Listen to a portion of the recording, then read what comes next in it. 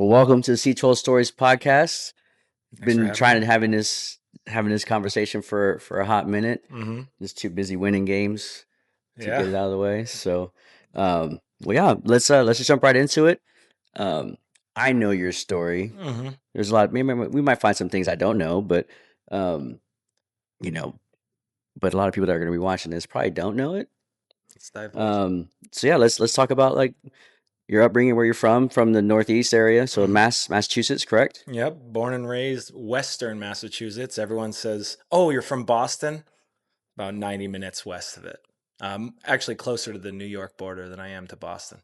Oh man, Well, the good part of New York, the not the better. city. Oh, okay. Yeah. Yeah. Okay. Yep. Born and raised out there in a house with my mother, father, and two older brothers. And I was part of the generation that during the summer, you were not allowed to stay inside and play video games. Mom kicks your ass out of the house and Yeah. you play until lunch, get back in, eat lunch, get the heck back out. Yeah. Then you play till dinner, Yeah. back out. So And then she yells at you to get in the house right about sundown. yeah, when the lights come on. Exactly. Yeah. Yeah. Yeah. I remember those days. And that's what leads us to playing these sports because we had to. We had to figure out what to do. We didn't have PlayStations, Xboxes, or those Pac-Man video games kids talk about these days. Yeah. Well, yeah. You had to go to the arcade for that kind of thing. Yeah. Yeah. And who had money for that growing up? Yeah. Yeah. That was it. That was definitely a luxury for sure. Yeah. Yeah. So actually lived close to a place called Spalding. Tennis players probably know Spalding well because they make tennis balls. Yeah. Basketballs too, right? They do. Oh yeah, Yeah. and footballs and everything. And there was a discount bin, so every once in a while, my dad would go drop a 20, and you get like a ball for $1. So he'd come back with like 20 different balls, and we play them until they're broken or gone. Yeah. So yeah, So I imagine growing up in that area too, there's like very limited times you could play outside too, like yeah, weather wise. you make do with it. But when you have a will, you could find a way. And Yeah. with two older brothers, a snowstorm happens until 7 in the morning. The basketball court is shoveled off by 8, and we're playing again. Yeah. Yeah. That's It's how it is. it's a completely different life that I grew up in. I mostly lived here in Texas. So like rain was our nemesis. Mm. Really wasn't, we didn't get a bunch of snow, but Yeah, but we made do. I looked at snow days as an entrepreneurial thing where I can make money to go do stuff. So I'm knocking door to door when that yeah. snowstorm's over, trying to make 10 to 20 bucks per driveway.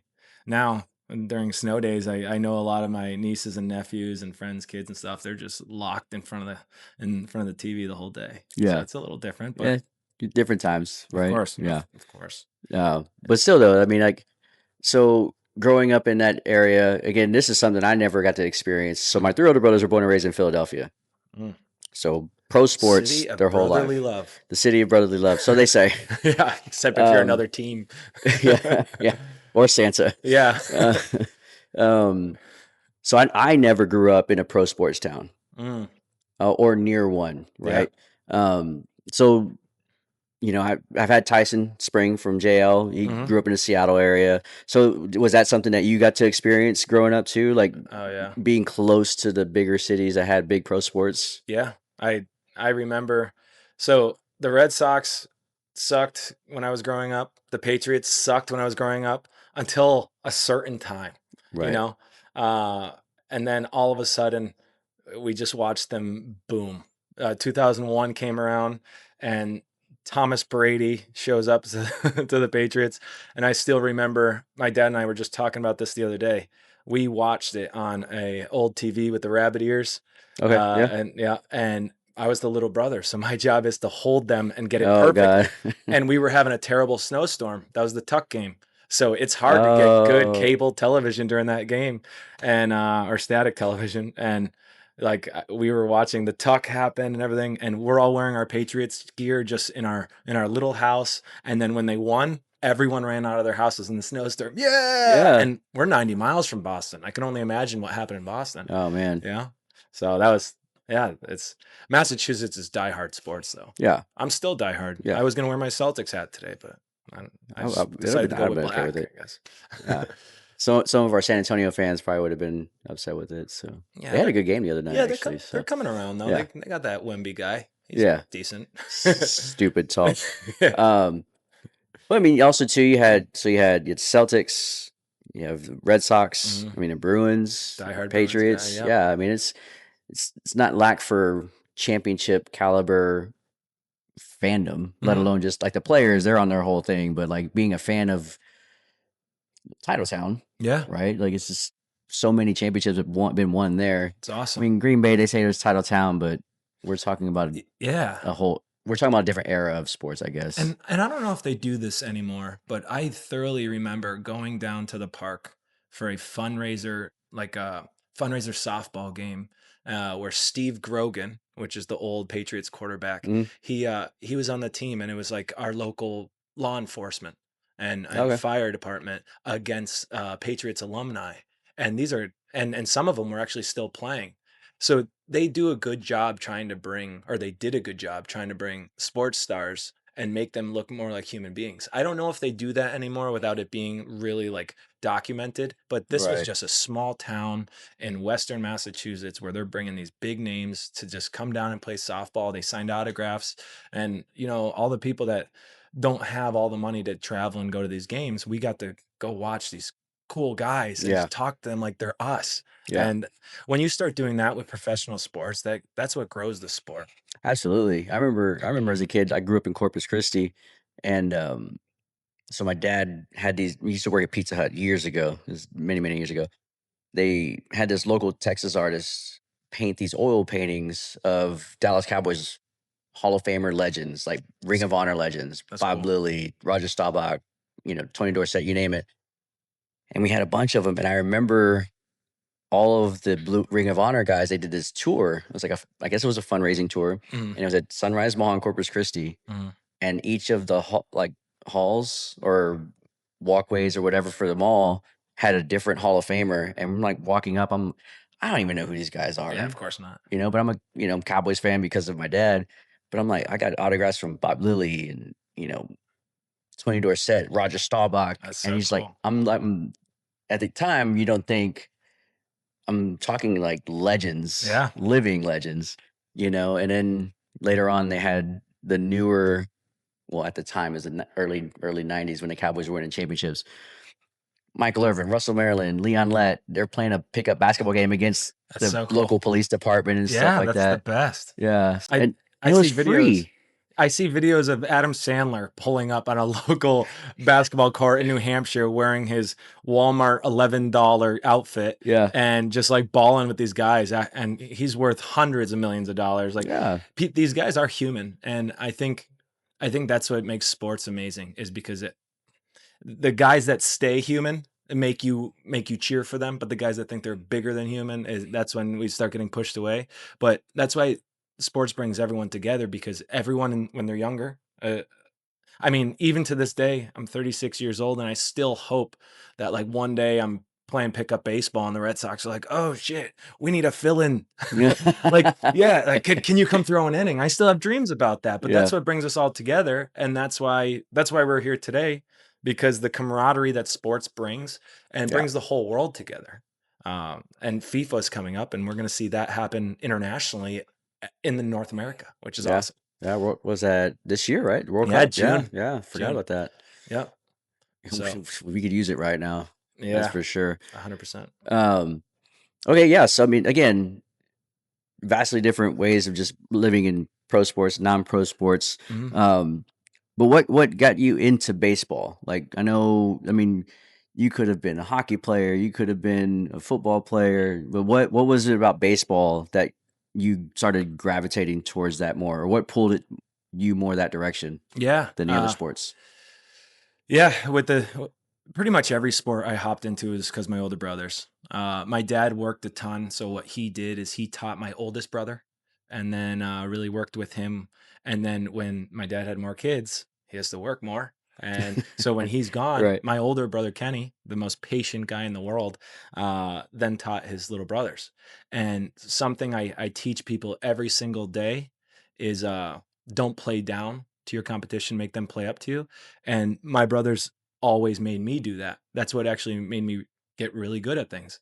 And we had a small backyard where we couldn't play baseball in our backyard, but we played tennis ball baseball. Okay. Yeah.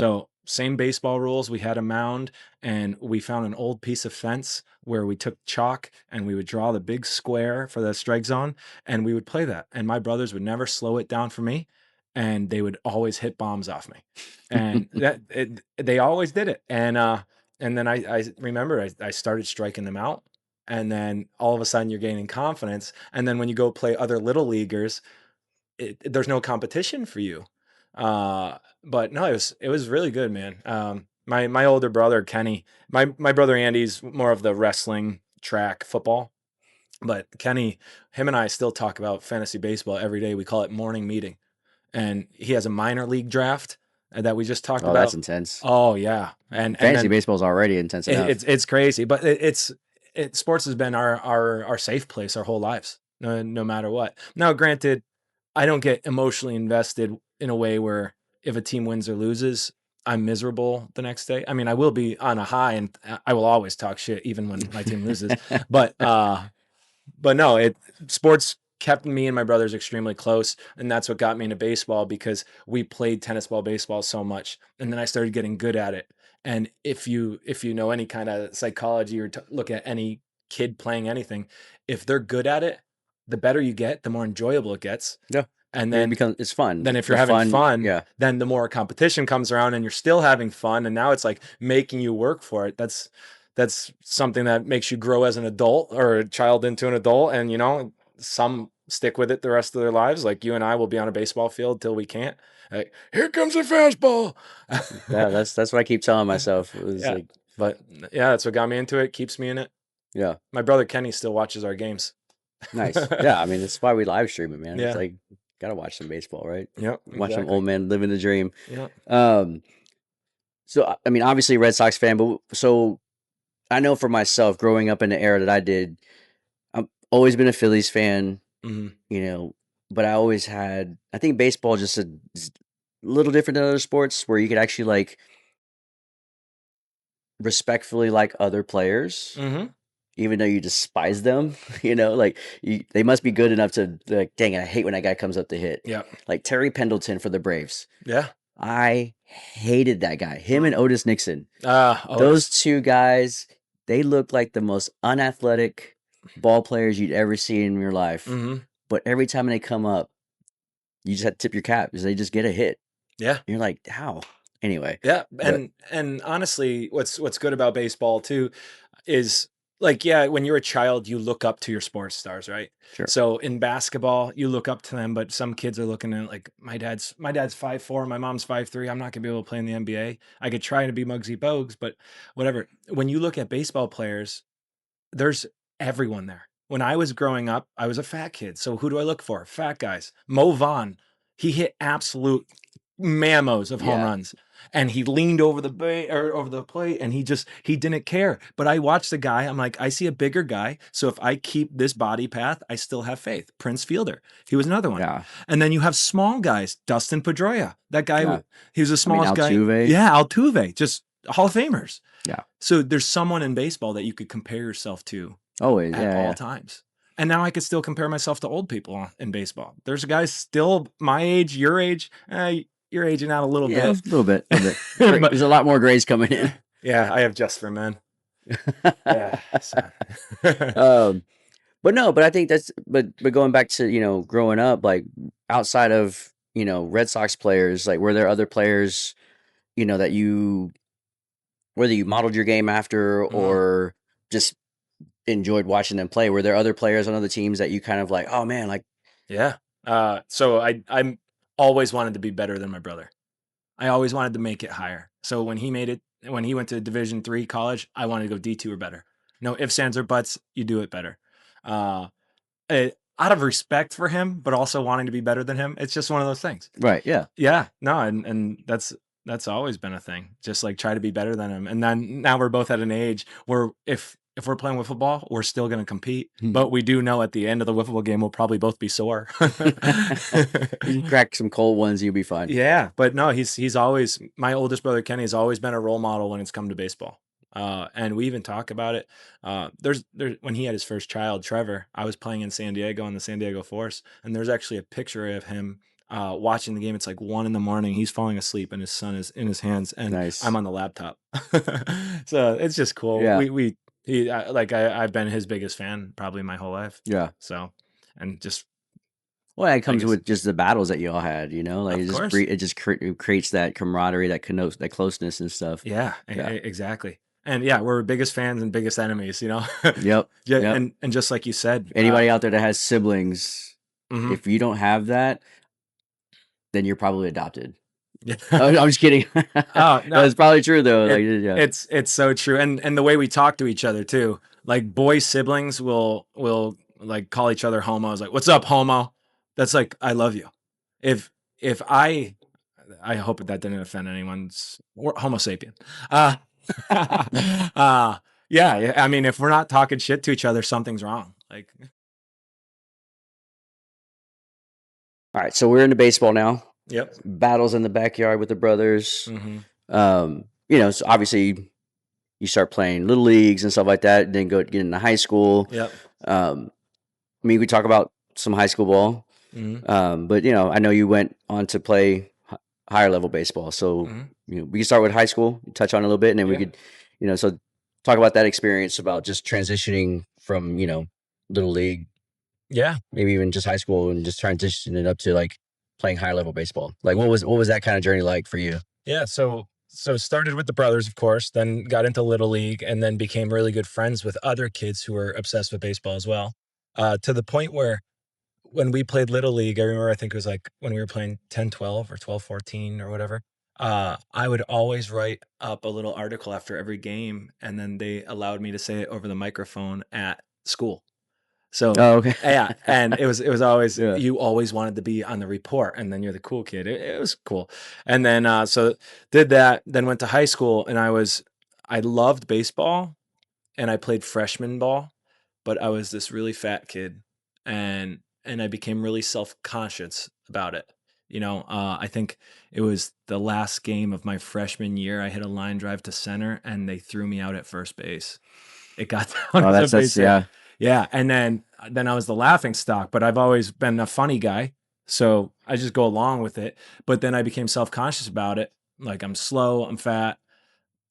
I don't know if I want to play anymore. And so I took off my sophomore year, and then I took off my junior year, and my dad came to me and he's like, "You're playing your senior year. You love baseball." And I was still playing in the backyard, and I'm like, "No." He's like, "You don't have a choice."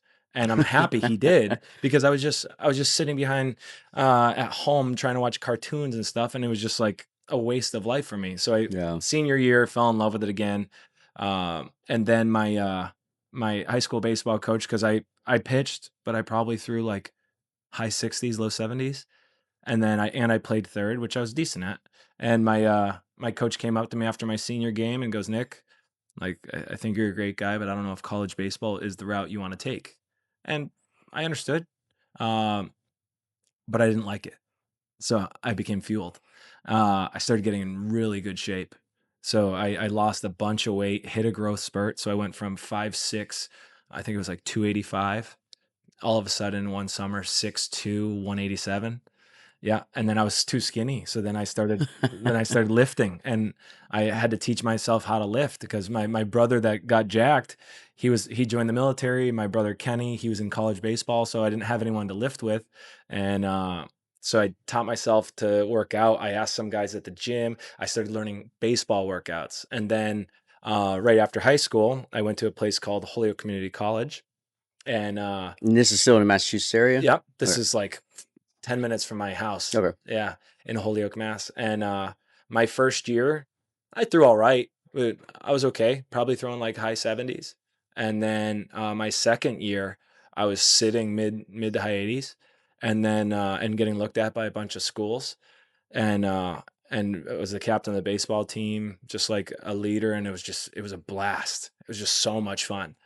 And then from there, I transferred over to University of Bridgeport, Connecticut. Played my junior and senior year. In I mean, it was Division two, so it's not the best division. And my senior year, I didn't put up the But best. higher than your brother though. Yeah, that's all that matters. Yeah. uh, Yeah, and so it wasn't the best division, and I didn't put up the best number. So I go back, I play summer ball, and I'm like, what am I gonna do with my life now? And I get a call from our first baseman from University of Bridgeport because he didn't want to quit yet either, and he's like, "Do you want to go down to a combine in Houston, Texas?" And it's for professional baseball, but it's called independent ball. And I'm like, what is that? He's like, it's huge in the Midwest. And it is. And they actually have it in the Northeast too. He's like, it's non affiliated professional baseball. So you're still going to play when you play at the good stadiums, you're still going to play in front of a couple thousand people and stuff. And so we went down there and him and I actually got signed to the same team up in Adrian, Michigan, and that's what started my professional baseball career with the Adrian Pioneers, which they were in the IBL, which no longer exists. But our home stadium was the Tiffin. Was it? No, not Tiffin. Sorry, Adrian College home stadium, and we stayed in the dorms. Oh my gosh. Yeah, and we played Tiffin, Ohio. We played Marion, Ohio. What's that fourth one we played? I don't know, but that was a blast, and I fell in love with it. And I'm like, wow, this is awesome. And then after that season, the league got scrapped. So then I ended up joining up with this free agent team out of New Jersey. They're still around. So anyone listening, if you're still trying to pursue a baseball career, hit me up and I'll connect you with the coach. And what they do is they start training in like late January, February every year down in Florida, and then they come up for spring training of all the independent leagues, and they play them during spring training. If you play well, you get signed to the team. Yeah. But we also played a bunch of like MLB teams, the lower levels. So Okay. it's very, Like rookie ball. oh yeah. Yeah. So we showed up to Philly spring training. We showed up to um, Marlins spring training. We showed up to all them, and you're legit playing. Yeah, there's low levels, but these guys got drafted and paid. So multimillionaires, you're just playing out there. And I ate eggs out of the back of my trunk that day, and these guys are waking up in a nice hotel and going from there.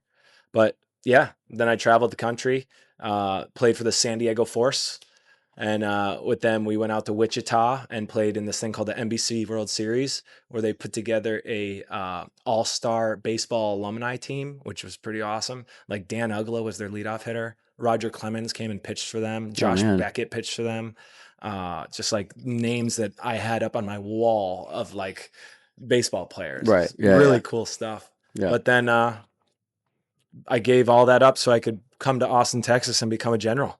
And because that's what I was born for, to become a Austin Metro Baseball League general. Yeah.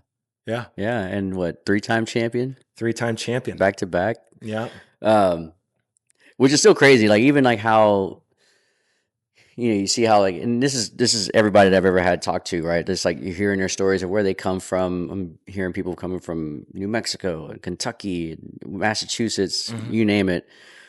It's always cool to hear people's stories, and I mean, it's why I do this podcast. of course. It's like I'm driving down the street and I'm seeing somebody walking. I'm like, oh, what's their story? Hmm. You know, but Yeah, I don't want to be that weirdo. Like, hey, sit down and talk with me. What's your story? that's But I don't know. I just believe in the power of stories. I Um, I agree. yeah, and everybody has one. So, Yeah, but the story of how we met, it still cracks me up to this day. Um, I think it was through your indie ball. We had a guy that played on our team in the fall, like maybe, oh man, it's a 21, 22, I think. hmm, Travis Smith, I think is his name, that's his if I name. remember correctly. And he moved to South Carolina, and he was like, "Hey, I got a guy. Yeah, He's moved to Austin. He's looking for a team." I was like, "Yeah, have him link up with me." And then what I didn't know is that there was another team in our league that had your contact info and failed to call you. oh my gosh. Um, well, I was begging to play. yeah, I moved down to Pflugerville, and I rented a room from my buddy. And so it was his house with his girl and his dog, and then I had a little room with my dog, and I just wanted to play baseball again. And I reached out to the AMBL page, and then I reached out to Johnny Furman, the coach of the Austin Mets, which he swears I didn't, but I did. And I also replied to the email that I sent, and nothing. yeah, And then the one day you ask, Travis hooks me up with you, and you say, "Yeah, come down for a tryout." yeah, And the Austin Mets with Johnny Furman are practicing in the They're cages, right next to us, right next literally to right as us. you have me throwing a bullpen, and he's just watching me the whole time. Yeah. Like, who the hell is this guy? I mean, I had to catch what, like 5 pitches. I was like, this guy could throw. Yeah. It wasn't even a, you know, a decision to where you're going to make the team or not. Yeah. Um, and we won it that year, Mm-hmm. right up, right off the bat. It reminds you never to just scroll past an email. Check it out. Yeah, you never know. You But don't never click know. on links if people send you Um, links. yeah, but yeah, so that's how we met, and then yeah, and it's been a cool ride, man. Like it's just been fun. Like regardless of the championships, yes, they're fun. I mean, Mhm. there's been years we haven't won it, and we still have fun, right? Yep. So it's like, and the way well, the way we've gotten the club to where it's at now, it was like a shoe in, like it was like a perfect fit. Yep. And so okay, so let's backtrack a little bit. Yeah. So talking about like indie ball, in different parts of the country, what would you say are like the biggest similarities or differences between our league? Yes, it's amateur, recreational. Yes, you were playing professional ball, but Mhm. there are still some similarities and then some differences in Yeah. cases. So like talk about some of those things. Like what was Yeah.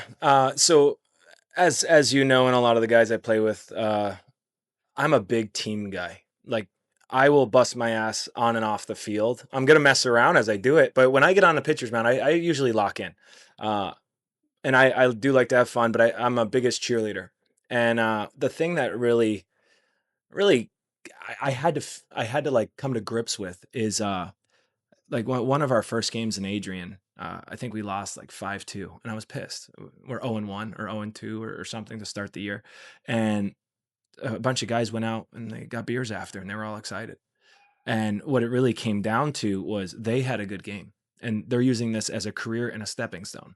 So anywhere in sports, corporate world, whatever, if your whole market is dying except you're the only person that's doing well, you're still happy, right? yeah So I had to come to grips with that you are you just need to worry about yourself in those situations, and I hated that because I'm when it comes to like sports and stuff, I'm a selfless person. I'll go out there, I'll give you innings when I'm hurting, like I'll cheer for others and do all this stuff, and it wasn't like that right away. And the other people that were like that, I still talk to this day. right They're my best friends. yeah But the people that were just like, okay, I went 2 for 4 with a double and 2 RBIs in front of a scout, but we lost 9-2, 9-3. Like they're pumped. They're on the phone with their girl. They're pumped. I'm going out drinking tonight. I hated that, but it's just part of the game. And so when you look at Austin Metro Baseball League, we have fun no matter what. Yeah, we're all competitors, so we get pissed if we're losing. We get pissed if we're losing with stupid errors too. yeah, Like physical happens, which is but typically the only time we ever man, lose. dude, the mental errors that we have some days, it's like sometimes we just shut our brain off when we hit the field, like, oh, we're on the baseball field. Yeah, But we still have fun. yeah, And I told myself I will quit baseball when it's not fun anymore. yeah, I'm at the age where like when you work all day, when you have your free time, you spend it with your family or doing something fun. yeah, So hopefully the family can be fun. yeah. No, my family's fun. Yeah, exactly. We're And busy as all get out, but we're fun. but yeah, so when it stops being fun, I'm not going to do it anymore. That's why like with you guys, it was a great fit because I came in, I say things to get people going. No matter how funny I try to be, I still hold people accountable. How many times do we have a guy come throw a helmet and, and they'll slam their bat down? I'm like, wow, shouldn't have swung at that one. Or like Yeah, you got to stay loose. That's just who yeah, I am. And when I can't do that on a team, that's when I'm gonna walk away from that team, yeah. especially when it's just for fun. Right, absolutely. Yeah, Yeah. we're paying to play. Yeah, Yeah, yeah. it's a If whole you're getting different. paid to play, I guess it's different. But like, Sure. yeah, don't be breaking team helmets because you suck at baseball. Yeah. Well, I mean, I can't say that I have never done that. Well, you sucked at baseball in that Yeah. moment, so Well, I mean, I hate the game and I love the game all at the same time. yeah, Like I that's think my that's golf game. well, I think that's the thing about baseball that I don't know, call it poetic, call it love, whatever. You could have the worst game and the best game of your life in the same game, sometimes in the same inning, Hmm.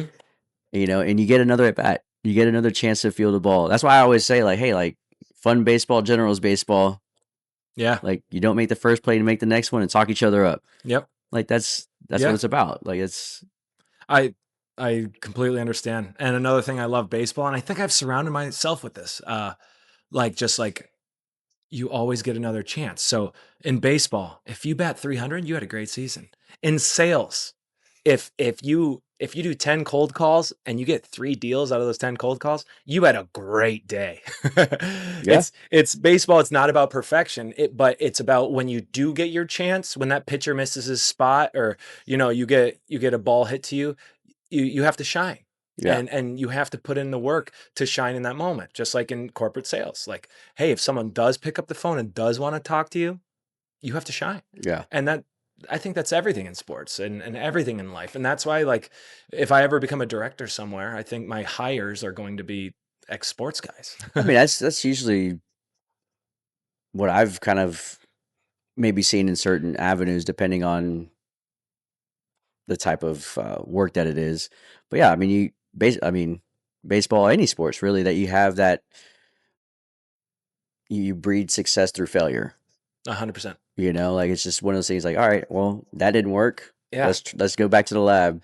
And if you live life like that, where you don't fail, but you learn, you're going to have a successful Oh, I life. mean, failure is the best teacher ever. Oh my gosh. And believe me, I've done Oh yeah, yeah, yeah. Same, oh same. my gosh. Yeah, And but if you don't learn from your mistakes, then you're an idiot. You have to like go up there. Okay, this guy got me with this pitch. Let's not get got again. right. Yeah, This didn't work in a cold call. Let's not do that again. Okay. I shouldn't say this to that person because they swing at me. So let's yeah, not say that again. It's right. very simple life teachings Yeah, that people overlook and they just keep getting in trouble. So just, yeah. Well, I mean, and keeping it with baseball, yep. but it's just like, I mean, I mean, we kind of touched on it a little earlier about just like life and society. Mhm. Like a dugout is a perfect example of like how we should all be living. Mhm. My opinion. I'm pretty sure you share that opinion, but I'm talking to y'all. If you don't understand what life is like in a baseball dugout, either find someone that you do know that, or go to a baseball game, come to one of our games and see like how a dugout is, Mhm. right? We got people from all walks of life, all different parts of the country, all the world. Mhm. We Politics, religion, whatever, whatever, whatever. But when you get to that dugout, it's nothing. None of that It's matters. unity. It's everyone working together for the same goal. Exactly. Get them on, get them over, get them in. Right. Yeah. Win the game. Yeah. And and for anyone that's not sure, I don't know how many people watch this podcast, but anyone that wants to come back to baseball and not sure if they want to, come back. I've been in Texas. This is my 4th year. Down here, I got laid off twice. I'm a big family guy, but my family's up in Western Massachusetts, so like you go through some hard times mentally, and I looked forward. I looked forward to the games more of the beers after the game in the parking lot, just chirping up with the boys, win or lose, just for my mental health and to work and play with dudes that are going through similar trials and tribulations. And that's one great thing about playing like rec sports after the dream is over, to keep doing something you enjoy, because it makes you feel like you're not alone. And Yeah. a lot of people out there Absolutely. do feel alone a lot, and on a baseball team you don't get that. I mean, I'm not going to name them here, but when I was down and out, I had guys reach out to me and check in when I didn't expect it. One day I got a Venmo from one of our teammates, and he's like, "Hey, I don't know what you're going through right now, but I want to make sure you're good. Pay this back right now if you want, or pay it back when you can. I don't care." And I'm like, holy shit, like these guys actually do care. I've had guys like drive up way from down south up to my house to check in. Like the Generals to me isn't just a baseball team, dude. It is family. And some people may not think that because they're not boys with all of us. Like, but if you put a little effort in the dugout to check in on guys, you know, if your swing stinks, someone's gonna help you. It, you Yeah. know, Absolutely. if something's going on, like how many times has a guy showed up to our games where he was a little quiet? So what happens instead of calling someone out? Like we'll sit next to him on the bench and be like, "Hey, you good?" And then we'll talk shit after, but we're just gonna check in on him first. Yeah. Yeah. And I can't count how many dudes have checked in on me, even when things are going good. Like I'll still get a text from the OG5 that like that they'll reach out to me and they'll be like, "Hey, you good? Haven't heard from you. Everything all right? How's the family? How's Yeah. Fred? Fred's my golden retriever." Fred's the best. Yeah. He's awesome. But we do it for each other, and it's a brotherhood, and that's why like we're cheering for each other. I don't think the Generals will ever go away if the new leadership, Brody, keeps the culture and keeps people alive and well. And just like I said previously, you got to keep it fun. Yeah. The 3 hours people are taking from their lives, from their families, they want to come have fun. You know what? They may suck, but as long as they're having fun sucking, Yeah. yeah. So Yeah. I mean, well, shoot it even, and then goes into our 18 plus team now. yeah. You know, Jordan, he's kind of taken that and run with it. Like I don't know if I know Jordan. you'll meet to meet him. Yeah. But anyway, but again, like, you know, guys like Brody, I mean, everybody that we have ever had on the team, they fit, right? Or they Everyone fit in fits or in their weird way. yeah, Yeah. they fit in or they fit out, right? And the people that are still around, well, I mean, people that aren't around, it's not because they don't fit out. It's like life happens, right? Yeah. We all have life, we all have But look families at how and many stuff like people that. left and then came back. Yeah, I mean, there's been a ton of that, and not to say that the person that was running it before me wasn't doing that, um, but what I've tried to create with the Generals, which is what you kind of touched on, is like when God or my body or both say you're done playing baseball, like I still want to be able to like, hey, what's up, man? Let's go grab a beer. Yeah. Like I want to be friends with these people, Mm-hmm. you know, after I'm just done playing. Yeah. And that's what I've tried to that's what I've tried to foster and create, and I feel like I've done that. Mm-hmm. Um, but I mean, in doing that, I think it's just led to the right people coming to us, the right, not just people, but talent. I mean, whatever, like I throw it out the window, but we've had talented players that were just like assholes, right? Yep. And you're just like, you got to go, Yep. you know? Talent is when people are looking for a rec team. I say rec, but I feel like we're better than the name rec, like a recreational baseball team. I say amateur. Yeah. That sounds a little bit more kind of fun, professional. yeah. All right, let's just talk about what we're all here to talk about and what everybody wants to listen to. Ooh. Championship baseball. Oh, never mind. No, we're not going to talk about that other job you have. Yeah. So okay, you know, Generals baseball, man. Like it's something that people that know me and know real quick history of the team. This team used to be the Pirates. Used to be managed by the actual league president, Mike Lucas, Mm-hmm. and then Tom Fugate was on that team at that time, and then he took the team over, and then I came on towards the last year of the Pirates, first year of the Generals, somewhere in there, and then kind of stepped away, came back. But anyway, and then I joined the Generals, I'll say 2018 officially, like when they became officially the Generals. Mm-hmm. Yeah, and then there just was a player in this league and just getting back into baseball after 15 years of not playing hardball. Jeez. Played all these other sports and stuff like that, but Yep. you know, and even then, like we had good players, you know, but it wasn't as talented of a roster it is now. Like It's insane now. but Last year was insane. yeah. We had too much talent. It made it not fun some days. Some days, yeah. Yeah. I tried.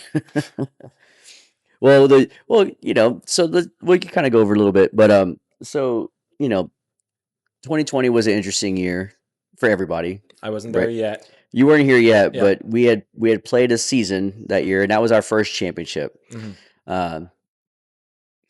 Not like the Dodgers. It wasn't a Mickey Mouse championship, so You can't put an asterisk next to it. I mean, I guess You probably had more fans in the stands than you do now. it's probably true.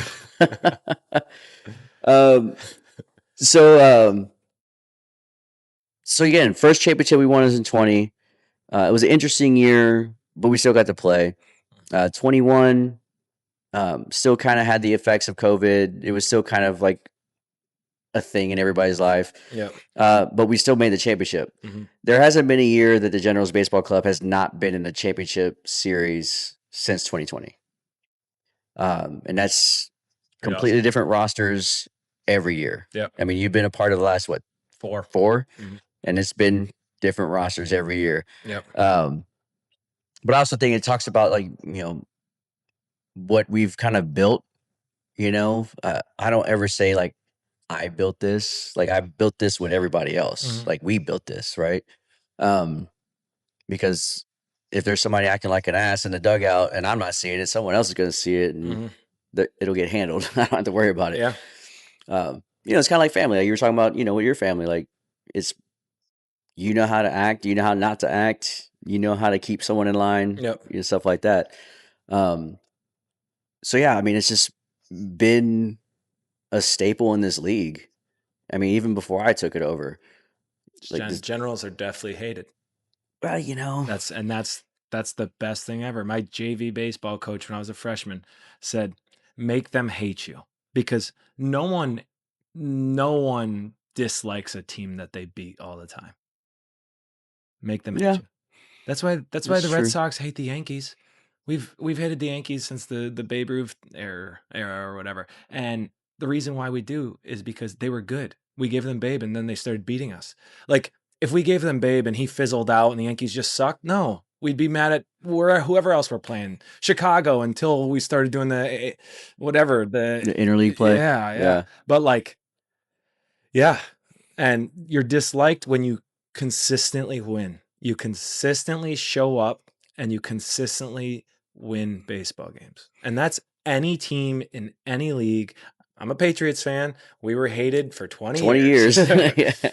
Yeah. Yeah. I mean, yeah, you're like the poster child of being hated by every other fan base. And it's great. But again, Just sit in it. Love it. yeah, well, I mean, I don't, maybe it's because I've aged up and I've just gotten out of that mindset of just, being depressed after losses and stuff like that. Yeah. Being a Cowboys fan for my whole life, that Jerry Yeah, that's Jones is, conditioning for sure. I've been conditioned to just not care as much anymore because Yeah. I know the outcome. Yep. But anyway, back to what we have with the Generals. It's Mhm. just, you know, family. Like, it's just like, it's something that when it's all said and done, I want to be able to, like, call everybody up, when we're all in our 60s and be like, hey, let's throw a reunion game together. Yeah. Let's try not to die while we're doing it, though. Reunion But game. We're going to be on the over 58 league. I know we might have a team in every division by then. Yeah, literally. No, it's just that the Generals, it's just consistent good product and everyone expects it to be good product. I don't know how many times that once or twice a year we always show up flat, but we expect to win. And a lot of the time, like if we lose, it'll be 1-zip, 2-zip, 3-2, whatever, and we're mad at ourselves because we showed up flat. But also a lot of the times where we're down 3-zip in the fourth, and then we're like, guys, what are we doing? Let's Yeah. go, and then we Yeah. win 10-4. Uh, Yeah. but no, it's the Generals is a consistent product. You're always going to see, you're always going to see decent baseball. You're going to see a decent wing on the mound. You're going to see good bats. I can't tell you about the defense. Like that's something we can't talk about consistency. But we'll try. And you know what? I don't know if there's a correlation with talent, but I mean, this year our fans have been getting better looking. And I don't know if you've seen that. Like there's been a few staple fans that we've had that just really holding everyone together, but now the spread has been great. And people bring their friends now too. And don't get me started about the breast cancer game. Oh man, that's that was actually your baby. That's my baby. Yeah. So I don't know if we're gonna try to do it this year. Maybe Mhm. we do it in October during actual breast cancer month. That'd be very cool. But talk about that. Like, it was one of the fun things that we've done as a baseball club to raise money. It actually legit felt like a big game again. Like the championship game is big, but like we had a couple hundred people there. So I came up with this idea a little while ago. He always brings ideas to me saying like, "Hey, dude, I'm thinking of this fundraiser. I'm thinking of this. I'm thinking of that." And I'm big with the community. I love doing that kind of stuff. And everyone has someone in their life that has been affected by breast cancer. Yeah, absolutely. So we did that. Unfortunately, but Unfortunately, yeah. yeah, it sucks. And we all love boobs, even girls. Like girls check out other girls' boobs. It's just a thing we look at. And I have a bad eye, and that still looks at it. I mean, uh, but no, we decided what 3 years ago. Yeah, that was our first one, yeah. We decided to put a game together and donate all the door money and all the raffle money to the breast cancer awareness in Austin. And it's not like the big breast cancer charity. It's the local one that helps families battling it. So we're not seeing a CEO get millions of dollars. We're actually seeing the money to go to local families that are going through the trials and tribulations. Right. And then we got the shirts, and playing in all pink and the black pants was Yeah. was delightful. It was fun. And we took a picture with the other team because they actually helped us with the fundraiser. And shout out to Heath Bell, Yeah. the old closer of the Padres, the guy that slid into the mound in the All-Star game. He bought pink bats for his team, Yeah. and a few of our guys got them too. And yeah, so that donation was great. And then we didn't run it back the year after. We ran it back the year after that, right? Yes, last year. Yep. Yeah. And then so last year was our biggest turnout yet. We had like 50 raffles. Thanks to you. Reached out to a lot of local Yeah, a lot of local businesses. businesses actually chipped in on that one. That was pretty cool. Yeah. I think So we had like, I think it was like 7 or 8 grand worth of like raffle prizes yeah, that we collected. just really cool. A lot of people came together for it. We had people grilling the whole time. We had people selling raffle tickets, people taking door admission. It was just a good, fun time. We had people that were walking down the street. This one couple was walking out down the street, and they asked us up front, "What is it?" And then they bought tickets and came in. And Yeah. then donating a couple grand to the local fundraisers is awesome, and it brings everyone together. And this year we also did someone that was affected. Um, uh, the initials, sorry.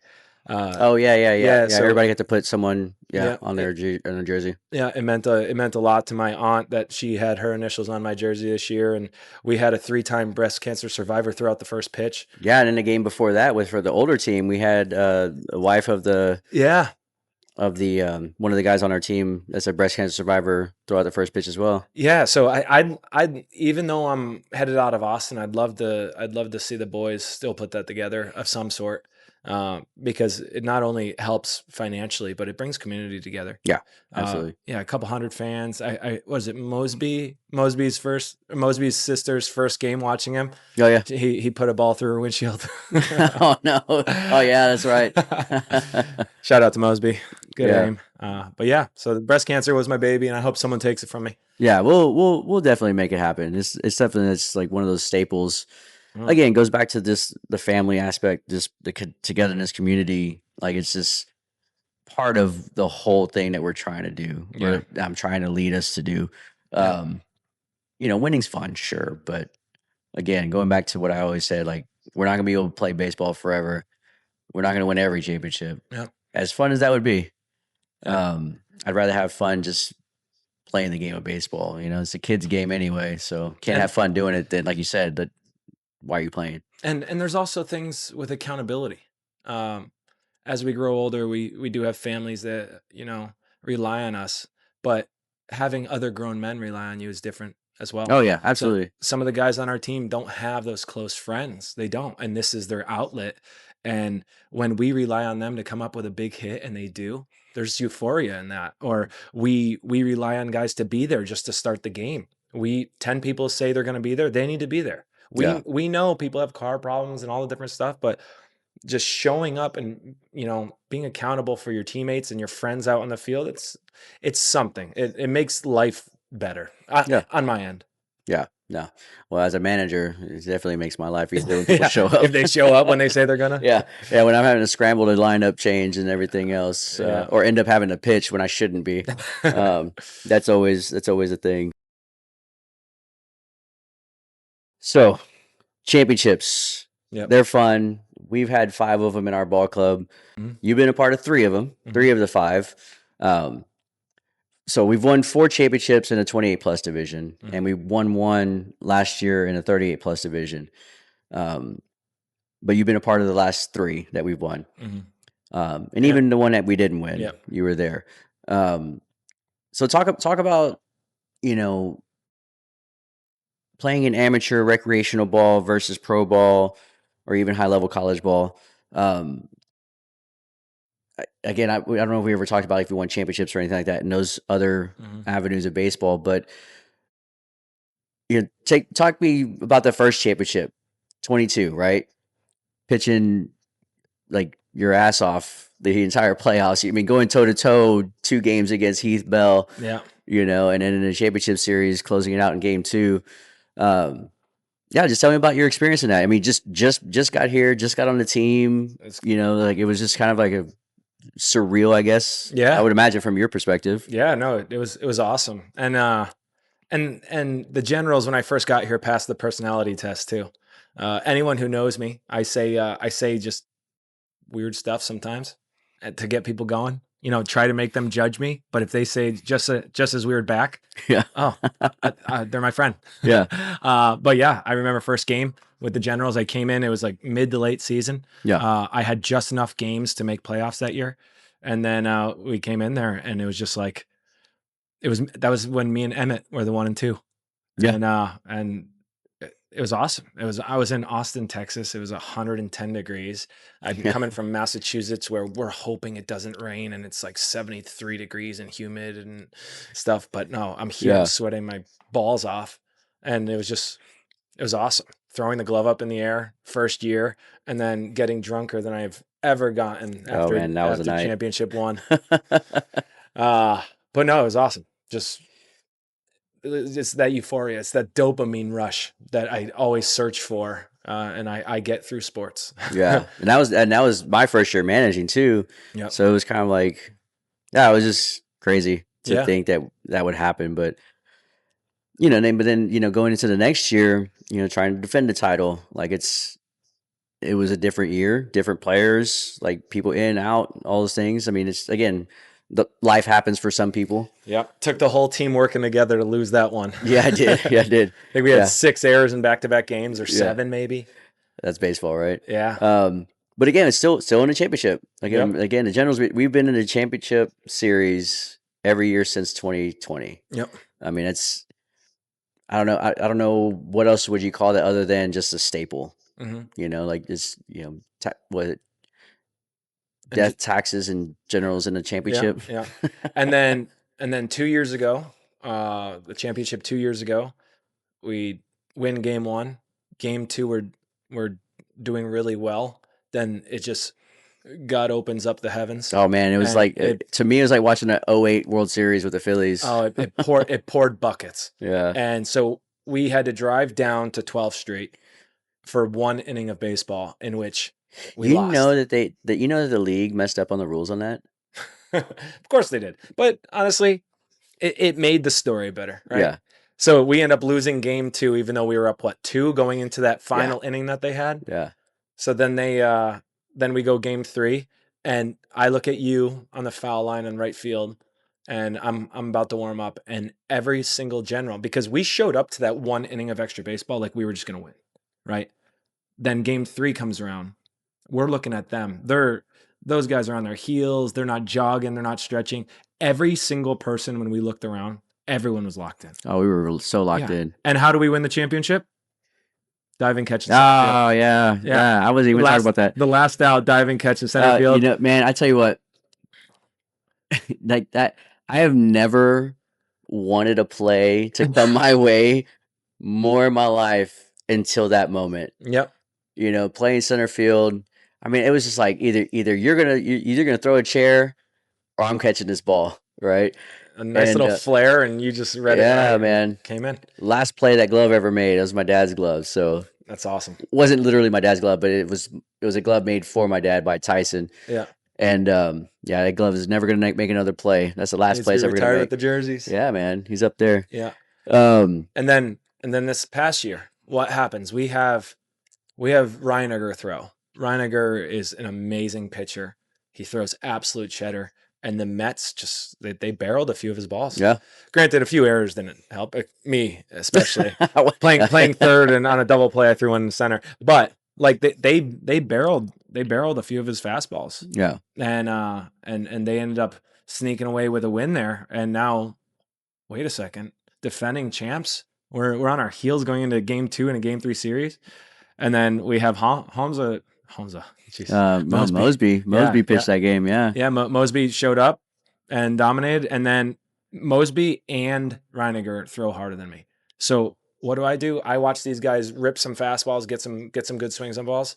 I'm gonna come in and throw changeups. I threw nothing but junk I the think whole I think game. I threw 91 pitches and 81 changeups. Yeah. And they're yelling at me, throw the ball. I did, and you just grounded out the 30. And mind you, y'all are watching this. Like, this is the same Mets team that didn't call him. Yeah. That 2 years in a row. Ship twice. Yeah. Back-to-back years. Yeah. Yeah. But you got Clay throwing them on their back. Clay's an awesome competitor out there. Yeah, absolutely. And he's one of those guys, like we were talking earlier, how you respect a player. You want to hate them, but you respect them because they're always there. They're accountable. They're badass. Yeah. Clay is one on them. Oh yeah, absolutely. Yeah, our league definitely has those guys. Mhm. Like there's a lot of good talent in this league that we play in, and yeah, I mean it's just it's always cool to win championships, but again, like what I've been trying to do with our ball club is what I'm hoping that the league will do one day. Mhm. Uh, not to call anything out, but it's just like we got to grow, right? If you're not growing, it's the same thing. If you don't have the love for it, you're not having fun doing it, then why are you doing it? If we're not growing, then what are we doing, right? Well, 28 plus has 6 teams this year, which is good, but that's also people graduated to the next level and such. But yeah, I would love to see it grow. I've always a weird dream of mine. I want to see the champions of the AMBL play the champions of the CTBL at like the UT, or like That'd be crazy. you rent Round Rock or something. Yeah. Or something. Just do something really cool. That's what made the World All-Star Series. Games. Take the best of the best from both sides and do it. Yeah. Or combine the leagues, make them the National Us American. Like, I mean, it worked for Major League Baseball. Yeah. But no, that'd be cool if they could settle their grievances and just like make just one unified, humongous league in Austin, because then it's crazy. Then you're not playing the same team 3 to 4 times. Now you're playing them twice. So you can have a starter that they haven't seen. Yeah. Yeah. Most of the guys in the league right now, even if they were there for a year, they saw me for at least 3 at-bats. I mean, we would hide you. Yeah, we had to when we were going to play them, like multiple seasons. We're like, oh, we're playing them at the end of the season. All right, let's clinch the game before, and then we could just throw the committee. Like, yeah. But if you do something like that, okay, you play a team twice. Cool. Yeah. You're not playing them 3 to 4 times. Yeah, I mean, it's still like I would say this though, like even without all the things that we would hope that would happen, like there's still men's baseball in Central Texas, And that's all it right? matters, yeah. And so hopefully we'll grow and whether it's unifying or growing a number of teams or players, whatever, however that plays out, either way, the Generals are going to be around, right? But your contribution to the team, I mean, it goes without saying. Like it's part of the legacy of what our baseball club is, right? I mean, and I'm going to actually go ahead and announce. We've already kind of talked about it off camera, but we are going to name a award after you, which is going to be the Nick Vautrin Dog of the Year Award. Hell yeah. Not just DOG, DAWG. Yeah. So it's going to go to someone that's earned it. Game in, game out. It's not like a popularity contest. It's about like showing up, being accountable, all those things. That's all it is. But especially on the diamond, and in the dugout. So yeah. Yeah, I love that. And another legacy that I already know I left with the guys right now, but I hope they keep going, is every single time one of my buddies is at, or one of the baseball guys is at anywhere, and they hear Shania Twain, I get a text, because man, I feel like a woman. I mean, we've gone through your whole life story that's led you to here. Yeah. But the journey doesn't end here, Nope. right?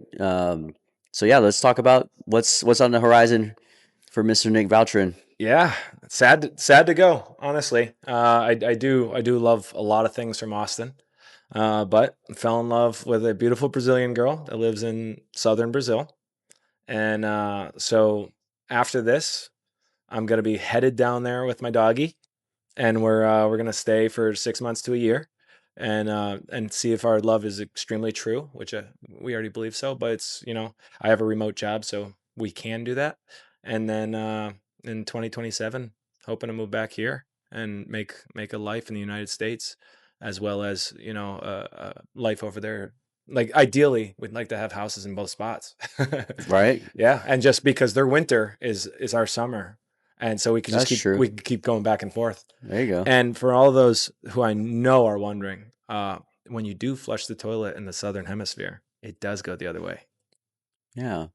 I always try to wonder that. Remember, I watched The Simpsons. Yeah, yeah, Bart Simpson was calling someone from Australia. yeah. Yeah. And one thing that does gross out a lot of people, and my girl's gonna laugh if she sees this, is they don't flush toilet paper there. Their infrastructure can't hold it. So they usually Oh. just they wipe and wrap it and then throw it in the trash. And I'm a heavy protein eater, so I don't plan on doing that. So the first time I went and visited her, I brought a bidet and installed a bidet right on the spot. And then it got me right on my spot.